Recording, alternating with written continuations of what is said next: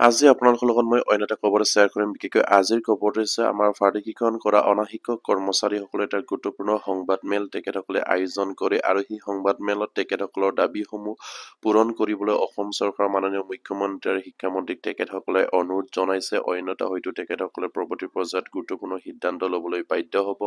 কাৰণ সেইসকল শিক্ষক কৰ্মচাৰীক ফিক্স পে হিচাপে নাৰাখি অতি সোনকালে তেখেতসকলক ৰেগুলাৰ চৰকাৰী কৰ্মচাৰী হিচাপে তেখেতসকলক আপগ্ৰেড কৰিবৰ কাৰণে তেখেতসকলে দাবী উত্থাপন কৰি আহিছে। কাৰণ তেখেতসকলৰ সমস্যা ক'ত, কাৰণ তেখেতসকলক সেইখন আইনত প্ৰাধিকৰণ আইনগত ফিক্স পে বুলি উল্লেখ কৰাৰ কাৰণে তেখেতসকলক হয়তো আপগ্ৰেড কৰিব পৰা নাযায়। কাৰণ তেখেতসকলৰ সকলো কোৱালিফিকেশ্যন থকাৰ পাছতো তেখেতসকলক সেই অনাশিক্ষক কৰ্মচাৰীসকলক ফিক্স পে দি ৰখাটো কেতিয়াও গ্ৰহণযোগ্য হোৱা নাই বুলি তেখেতসকলে দাবী উত্থাপন কৰি আহিছে। আৰু সেইবাবে তেখেতসকলে কি দাবী উত্থাপন কৰিলে সেই বিষয়ে আপোনালোকৰ লগত শ্বেয়াৰ কৰি আপোনালোকে স্কিপ নকৰি সেইসকলে আমাৰ ভিডিঅ'টো চাই থাকিব। আৰু এতিয়ালৈকে যদি আমাৰ চেনেলটো ছাবস্ক্ৰাইব কৰা নাই কাইণ্ডলি ছাবস্ক্ৰাইব কৰি দিব। আপোনালোকে নিশ্চয় স্ক্ৰীন ফটো কৰিছে। ইয়াত উল্লেখ কৰিছে আজি 20/11/2025 ইংৰাজী তাৰিখে সদৌ অসম অনাশিক্ষক কৰ্মচাৰী সন্থাই গুৱাহাটী প্ৰেছ ক্লাবত এখন সংবাদ মেল সম্বন্ধ কৰি এই অসমৰ সংবাদ মাধ্যমৰ জৰিয়তে অসমৰ বিভিন্ন স্তৰৰ শিক্ষানুষ্ঠানত ফিক্স পেড পদ প্ৰাধিকৃত অনাশিক্ষক কৰ্মচাৰীসকলক অসম চৰকাৰৰ আগন্তুক বিধানসভা অধিৱেশনত পূৰ্ণ পৰ্যায়ৰ কৰ্মচাৰীলৈ উন্নীতকৰণ কৰাৰ বাবে যথাবিহীন ব্যৱস্থা গ্ৰহণাৰ্থে অসম চৰকাৰক দৃষ্টি আকৰ্ষণ কৰিবলৈ চেষ্টা কৰিলো বুলি তেখেতসকলে দাবী উত্থাপন কৰিছে। কাৰণ আগন্তুক শীতকালীন অধিৱেশনত আমাৰ সেই পদ প্ৰাধিকৃত যিসকল ফিক্স পে কৰ্মচাৰী আছে তেখেতসকলক সম্পূৰ্ণৰূপে পদ মৰ্যাদা সহকাৰে তেখেতসকলক পূৰ্ণ পৰ্যায়ৰ চৰকাৰী কৰ্মচাৰীলৈ উন্নতি কৰিবৰ কাৰণে তেখেতসকলে অসম চৰকাৰক দৃষ্টি আকৰ্ষণ কৰিবৰ কাৰণে সেইখিনি সংবাদ মেল আয়োজন কৰাৰ কথা জানিবলৈ দিছে। আৰু ইয়াৰ পাছতে কৈছে যে উল্লেখ থাকে যে অহা 25/11/2025 ইংৰাজী তাৰিখৰ পৰা অনুষ্ঠিত হ'ব লগা অসম বিধানসভা অধিৱেশনত শিক্ষা সম্পৰ্কে আলোচনা দিনখন অসম চৰকাৰে বিগত 2021 বৰ্ষত আৰু তাৰ পিছত ফিক্স পেড পদ প্ৰাধিকৃত 3286 জন অনাশিক্ষক কৰ্মচাৰীৰ পদসমূহ 1/1/2021 তাৰিখৰ পৰা কাৰ্যকাৰী হোৱাকৈ অসম চৰকাৰৰ পূৰ্ণ পৰ্যায়ৰ নিয়মীয়াকৰণ কৰি কৰ্মচাৰীলৈ উন্নীতকৰণৰ যথাবিহীন ব্যৱস্থা গ্ৰহণ নকৰিলে আমি অসম বিধানসভা চলি থাকোঁতেই সদৌ অসম অনাশিক্ষক কৰ্মচাৰী সন্থাৰ উদ্যোগত গণতান্ত্ৰিকভাৱে দিছপুৰ চলোৱাৰ কাৰ্যসূচী গ্ৰহণ কৰিম বুলি স্থিৰ কৰিছো। ইয়াত তেখেতসকলে গুৰুত্বপূৰ্ণভাৱে দাবী উত্থাপন কৰি সেইটো কথা উল্লেখ কৰিছে যে 2021 চনত বা তাৰ পিছত ফিক্স পে হিচাপে প্ৰাধিকৃত 3286 জন আমাৰ অনাশিক্ষক কৰ্মচাৰীৰ পদসমূহ 2021 চনৰ 1 জানুৱাৰীৰ পৰা কাৰ্যকাৰী হোৱাকৈ তেখেতসকলক নিয়মীয়া কৰ্মচাৰীলৈ উন্নীতকৰণ কৰিবৰ কাৰণে তেখেতসকলে দাবী উত্থাপন কৰিছে। অন্যথা তেখেতসকলে বিধানসভা চলি থাকোঁতেই দিছপুৰ চলো কাৰ্যসূচী গ্ৰহণ কৰাৰ কথাও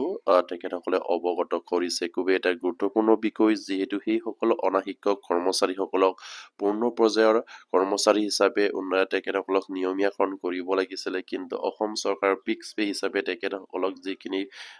প্ৰদান কৰি আহিছে সেয়া কেতিয়াও গ্ৰহণযোগ্য হোৱা নাই। আৰু সেইখিনি অসম চৰকাৰ বিবেচনা কৰিব লাগে। কাৰণ সেইসকল অনাশিক্ষক কৰ্মচাৰী তেখেতসকলৰ অনাশিক্ষক কৰ্মচাৰীৰ বাবে যিখিনি কোৱালিফিকেশ্যন আছে সেইখিনি টকাৰ পাছতো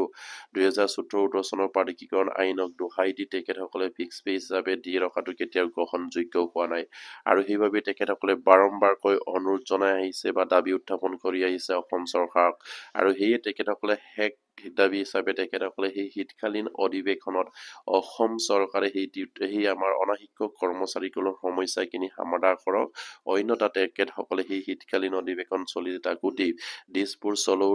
কাৰ্যসূচী ৰূপায়ণ কৰিম বুলি তেখেতসকলে সিদ্ধান্ত গ্ৰহণ কৰিছে। আৰু ইয়াৰ পাছতে কৈছে, গতিকে অসমৰ সকলো স্তৰৰ শিক্ষানুষ্ঠানৰ সন্মানীয় অনাশিক্ষক কৰ্মচাৰীসকলে উক্ত গণতান্ত্ৰিক আন্দোলনত অংশগ্ৰহণ কৰাৰ বাবে এতিয়াৰ পৰা সাজু হৈ থাকিবলৈ আমি সন্থাৰ তৰফৰ পৰা আগতীয়াকৈ আহ্বান জনালো বুলি তেখেতসকলে ইয়াত উল্লেখ কৰিছে। আৰু সেইবাবে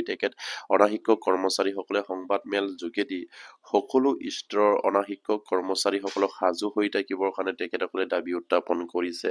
যিহেতু তেখেতসকলে দাবী উত্থাপন কৰিছে যে অসম চৰকাৰৰ পৰা তেখেতসকলে যিখিনি সমস্যা সমাধানৰ পথ যদি অসম চৰকাৰে শীতকালীন অধিৱেশনত যদি সিদ্ধান্ত গ্ৰহণ নকৰে বা সেইসকল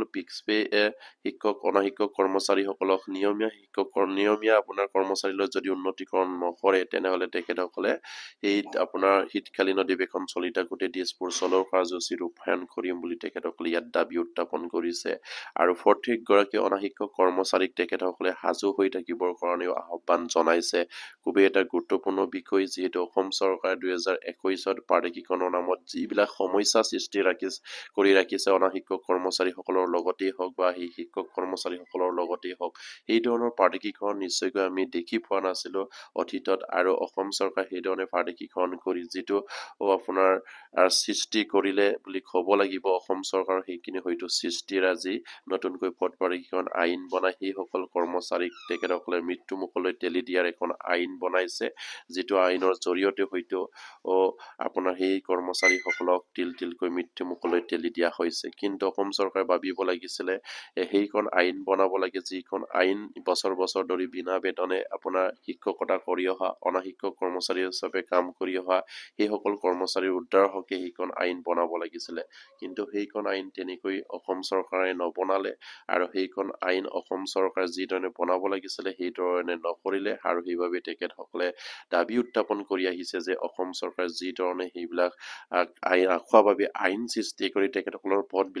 প্ৰাদেশিকৰণ কৰিলে আৰু সেইবাবে তেখেতসকলে এতিয়া আন্দোলনৰ ওপৰত আন্দোলন কৰি যাবলগীয়া হৈছে সেই আইনখন সংশোধনী